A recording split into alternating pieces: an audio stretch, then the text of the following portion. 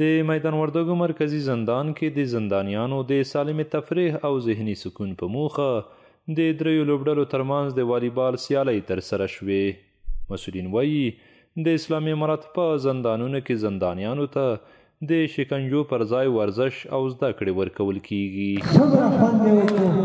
د میدان وردګ ولایت په مرکزی زندان کې د دریو لوبډلو ترمنځ چې په هغه کې یو د وردګ پوهنتون محصلین دي او دوه ټیمونه د زندانیانو د دغه لوبې یوازینی هدف د ادارو ترمنځ ښه همغږي او د زندانیانو لپاره د یوه سالمې تفریح په خاطر باندې د نوموړې سیالۍ ترسره کیږي.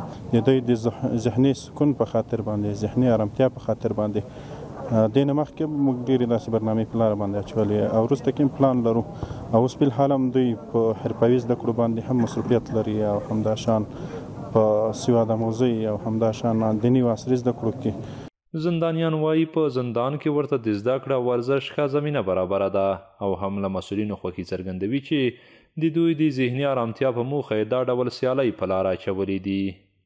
د مرکزي زندان په لوبه کې شرکت هم کړی او موږ مننه کوو د اسلامي امارات نه چې موږ ته داسې زمینه برابره کړې ده او موږ په دې کې ورزش کوو او داسې له الحمدلله ډېر ترې خوښمن او مننه کوو ځکه چې الحمدلله ډېر څه موږ ته برابر کړي دي. مشرانو نه ډېر راضي یو چې موږ ته ورزشي لوبې او درسونه هر څه موږ ته دلته زمینه مساعده کړې ده.